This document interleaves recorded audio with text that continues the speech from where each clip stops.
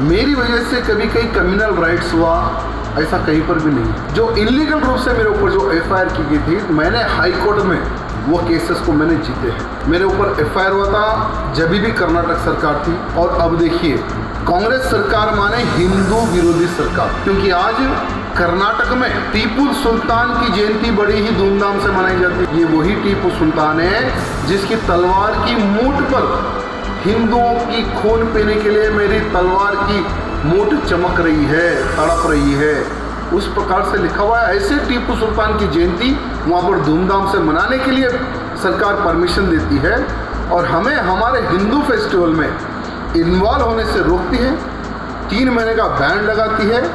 ये है हिंदू विरोधी कर्नाटक सरकार। तेलंगाना से बीजेपी के विधायक टी राजा सिंह एक बार फिर सुर्खियों में आ गए हैं। इस बार वे उन पर लगे प्रतिबंध की वजह से सुर्खियां बटोर रहे हैं। उन पर 3 महीने का बैन लगाया गया है। आप सोच रहे होंगे कि आखिर टी राजा सिंह पर 3 महीने का बैन क्यों और कहां लगाया गया है, तो चलिए बता देते हैं। टी राजा सिंह पर कर्नाटक के एक जिले में एंट्री करने पर 3 महीने के लिए प्रतिबंध लगा दिया गया है।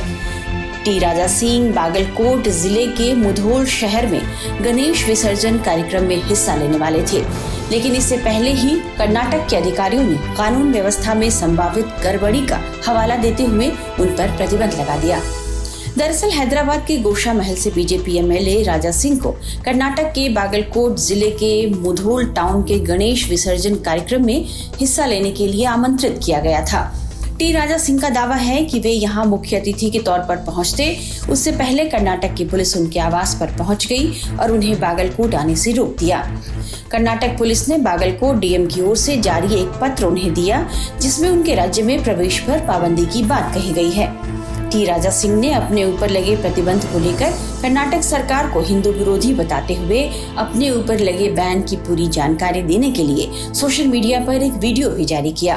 कल कर्नाटक के बागलकोट डिस्ट्रिक्ट के मुधोल सिटी में गणेश महाराज जी के विसर्जन का कार्यक्रम था और मुझे आज कर्नाटक की पुलिस मेरे घर पर आकर मुझे नोटिस देती है और कहती है कि आपके आने से माहौल ख़राब होगा। 2015 में भी वहाँ पर कम्युनल राइट्स हुए थे, 9 करोड़ की प्रॉपर्टी डैमेज हुई थी और आपके ऊपर बहुत सारे केसेस है। और जिस शोभा यात्रा से कर्नाटक में जो बागलकोट में जो गणेश विसर्जन का कार्यक्रम है, जो रोड निकलती है रास्ते में एक मस्जिद आती है और वहाँ पर माइनॉरिटी रहते हैं, जिसके कारण वातावरण खराब हो सकता है। इसलिए आपको हम 3 महीने तक कर्नाटक में बैन कर रहे हैं बोलकर मेरे घर पर आकर आज कर्नाटक की पुलिस ने एक नोटिस दिया है। देखिए, मेरी वजह से कभी कहीं कम्युनल राइट्स हुआ ऐसा कहीं पर भी नहीं है। और जितने मेरे ऊपर कर्नाटक हो या दूसरे राज्य में हो, जो इलीगल रूप से मेरे ऊपर जो एफआईआर की गई थी, मैंने हाई कोर्ट में वो केसेस को मैंने जीते हैं। कर्नाटक में भी मेरे ऊपर एफआईआर हुआ था जब भी कर्नाटक सरकार थी, तभी भी हमने हाई कोर्ट में केस जीता था। और अब देखिए, कांग्रेस सरकार माने हिंदू विरोधी सरकार, और ये तो होना ही था, क्योंकि आज कर्नाटक में टीपू सुल्तान की जयंती बड़ी ही धूमधाम से मनाई जाती है। ये वही टीपू सुल्तान है जिसकी तलवार की मूठ पर हिंदुओं की खून पीने के लिए मेरी तलवार की मूठ चमक रही है, तड़प रही है, उस प्रकार से लिखा हुआ है। ऐसे टीपू सुल्तान की जयंती वहाँ पर धूमधाम से मनाने के लिए सरकार परमिशन देती है और हमें हमारे हिंदू फेस्टिवल में इन्वॉल्व होने से रोकती है, 3 महीने का बैन लगाती है। ये है हिंदू विरोधी कर्नाटक सरकार। मैं हमारे कर्नाटक के सभी हिंदू भाई बंधुओं से निवेदन करना चाहता हूँ, जिन जिन लोगों ने कांग्रेस को वोट दिया है उनको मैं आज निवेदन करना चाहता हूँ कि ये देखिए, हिंदुओं को हिंदुओं के कार्यक्रम में आने के लिए रोका जा रहा है। ये है कांग्रेस का असली चेहरा। वहीं डीएम ने इस नोटिस में लिखा है कि राजा सिंह भड़काऊ भाषण देकर 2 समुदायों के बीच द्वेष फैलाने का काम करते हैं। साल 2015 में भी उन पर कर्नाटक में सांप्रदायिक हिंसा फैलाने का केस दर्ज किया गया है और उनके सोशल मीडिया पोस्ट से भी ये बातें साबित होती हैं। इस पत्र में यह भी लिखा गया है कि मुधोल में जहां गणपति विसर्जन होना है वो बहुत ही संवेदनशील इलाका है और अगर टी राजा सिंह को वहां आने की मंजूरी दी जाती है तो कानून और व्यवस्था खराब हो सकती है।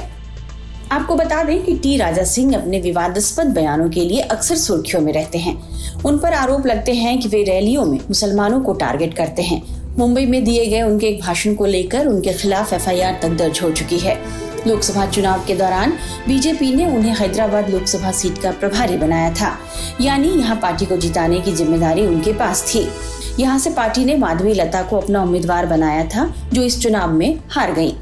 लेकिन जहां बीजेपी यह नारा देती है कि सबका साथ सबका विकास, लेकिन 60% मुस्लिम वोटर वाली हैदराबाद सीट पर टी राजा सिंह ने अपने बयान में कहा था, हमें मुसलमानों के वोट न अभी चाहिए न भविष्य में।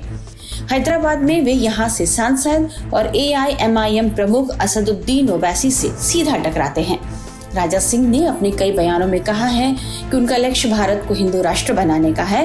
हालांकि उनका दावा है कि उनकी रैली से पहले या बाद में कहीं भी कोई सांप्रदायिक दंगा फसाद नहीं हुआ।